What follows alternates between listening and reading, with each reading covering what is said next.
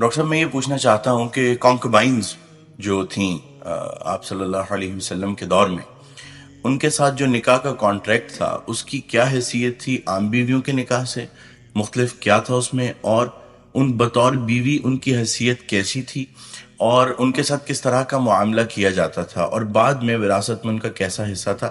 نیز یہ کہ کیا آج ان کی کوئی شکل معاشرے میں، کسی بھی معاشرے میں کیا باقی ہے کہ اس کی کوئی اجازت ہے؟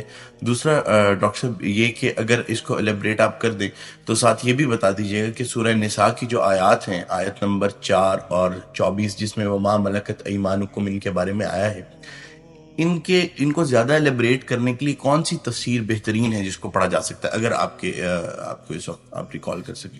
جزاک اللہ۔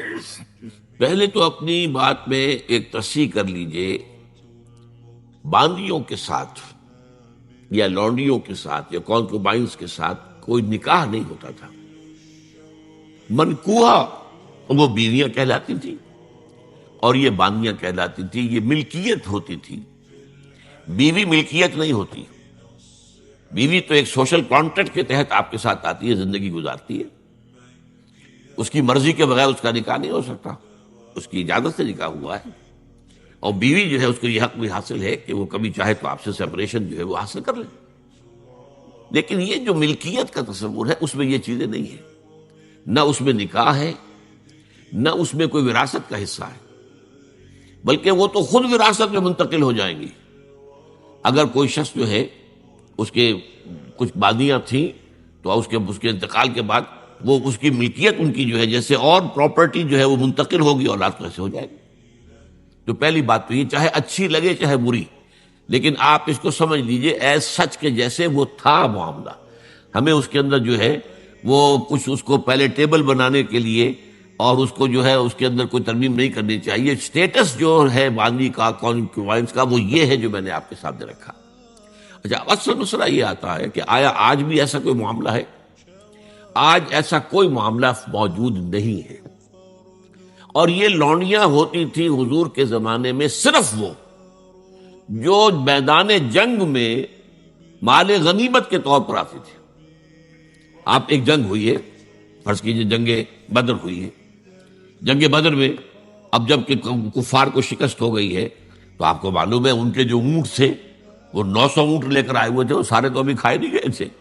اب وہ گویا کہ وہاں پر مال غنیمت ہے، ان کے گھوڑے اگر وہ بچے ہوئے تو مال غنیمت ہے۔ وہ جو آدمی بھاگتا وہ اپنا اسلحہ بھی پھینکتا جاتا ہے تاکہ بھاگے اور جان بچائے، یہ سب کیا ہے؟ مال غنیمت ہے۔ ایسے ہی اگر وہاں کوئی عورتیں بھی آئی ہوں، میرے علم میں نہیں ہے کہ بدر میں آئیں یا نہیں آئیں، احد میں تو آئیں، لیکن بدر کے بارے میں مجھے یقین کے ساتھ معلوم نہیں ہے، لیکن اگر عورتیں بھی آئی ہوں تو وہ باندیاں ہوں گی، وہ تقسیم ہو جائے گی۔ یہ جو اصل غلام کا اور باندی کا تصور ہے اسلام میں، یہ پی او ڈبلیو کا حل ہے، prisoners of war, what to do with them۔ یا تو اب آپ جو ہے بڑے بڑے جو ہے کنسنٹریشن کیمپس قائم کر دیجئے، ان میں پڑے سڑ رہے ہیں، وہ سب کے سب جو ہے کنسنٹریشن کیمپس کے اندر ہوتے۔ اب وہاں پر ان کا کیا معاملہ ہے؟ تو ان کے لیے اگر وہ مرد ہیں ان کے لیے ان کی کوئی جنسی تسکین کا کوئی سامان نہیں، اگر عورتیں ہیں ان کی جنسی تسکین پر تقاضے کا کوئی سامان نہیں۔ ہاں، کھانے پینے کو تو ظاہر بات ہے کچھ نہ کچھ راشن واشن جو ہے وہ تو جو بھی دنیا میں پی او ڈبلیوز کا معاملہ ہوتا ہے کھانے پینے کو دیا جاتا ہے۔ اسلام نے یہ کیا ہے کہ بجائے اس کے کہ پی او ڈبلیوز جو ہے وہ اسلامی بیت المال پر بوجھ بن جائے، انہیں ایبزارب کرو معاشرے کے اندر، انہیں تقسیم کر دو لوگوں کے اندر، اور ان کی حیثیت غلام کی اور باندی کی ہوگی۔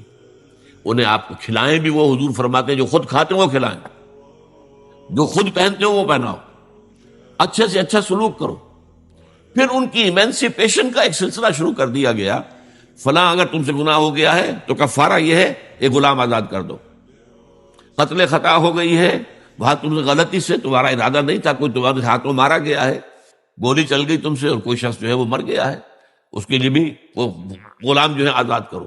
گناہوں کے کفارے میں غلاموں کو آزاد کرنا، پھر غلاموں کو آزاد کرنے کی تلقین، نصیحت، پرسویشن، یہ نیکی کا بہت بڑا کام ہے، غلام کو آزاد کرو۔ یہ ساری چیزیں جو ہیں اس کے ذریعے سے ایک دفعہ انہیں سوسائٹی میں جذب کرنے کے بعد وہ علیحدہ ایلیمنٹ نہیں رہے، اب سوسائٹی کا حصہ بن گئے، وہ ایک گھر کے اندر ہے، وہاں رہتے ہیں، ان کے ساتھ جو ہے ان کے مالک ہیں، اور اسی طریقے سے ان کو رفتہ رفتہ ان کی ایمینسیپیشن کا بندوبست کیا اسلام نے۔ اور اس میں آپ کو معلوم ہونا چاہیے اس درجے ایمینسیپیشن ہوئی ہے کہ ایک وقت ایسا تھا عالم اسلام میں ساری حکومتیں غلاموں کی تھی۔ مڈل ایسٹ میں ممالک کی حکومت، مملوک کہتے ہیں اس کو کہ جو کسی کی ملکیت ہے، غلام ہے، ممالک بڑے بادشاہ ہوئے۔ ہندوستان میں جو دہلی میں پہلی حکومت قائم ہوئی ہے وہ کون تھے؟ خاندان غلامہ، قطب الدین ایبک اور یہ بلبن، ایسے ایسے شاندار، اور جو ہے اور یہ التتمش، یہ کون تھے؟ غلام تھے۔ ہمارے بڑے بڑے دین کے علماء ائمہ غلام، چنانچہ بڑے علماء اساتذہ غلاموں میں سے۔ تو اسلام نے یہ راستہ اختیار کیا ہے۔ البتہ آخری سوال کا یہ ہے جو میرے اپنے ذہن میں ہے کہ اسلام نے اس انسٹیٹیوشن کو فائنلی ایبروگیٹ کیوں نہیں کیا؟ ایبروگیشن، جیسے آپ کو معلوم ہے سود کا معاملہ چلتا رہا، آخر میں آ کے سن 9 میں فائنلی طے کر دیا گیا حرام، اب اس کے قریب مت پھڑکو۔ اس کی حکمت میرے نزدیک یہ ہے کہ یہ خالص اسلامی جہاد ہونا ہے قیامت سے قبل ایک مرتبہ بہت بڑے پیمانے پر، جس کو کہا گیا ملاحم، اور جس پر پورے پورے باب جو ہے وہ احادیث کی کتابوں میں ہے۔ اس وقت میں سمجھتا ہوں کہ ضرورت پیش آئے گی اس انسٹیٹیوشن کو انووک کرنے کی، کہ اس وقت پرزنرز آف وار کا معاملہ اس طور سے ڈیل کیا جائے، لیکن اس وقت تک کسی آزاد انسان کو پکڑ کر غلام بنا لینا بہت بڑا گناہ ہے، ناقابل معافی گناہ ہے، کسی کو حق حاصل نہیں ہے۔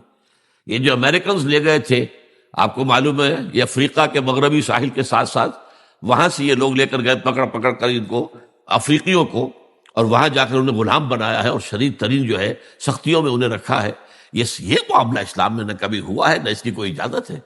کسی غلام، کسی آزاد انسان کو پکڑ کر زبردستی غلام بنا لینا، اس کی نہ کبھی اجازت رہی ہے نہ کبھی ہوگی۔ البتہ پرزنرز آف وار کے معاملے میں یہ شکل ہے جو اسلام میں رہی ہے، اور ہمیں اسی طریقے سے سمجھنا چاہیے۔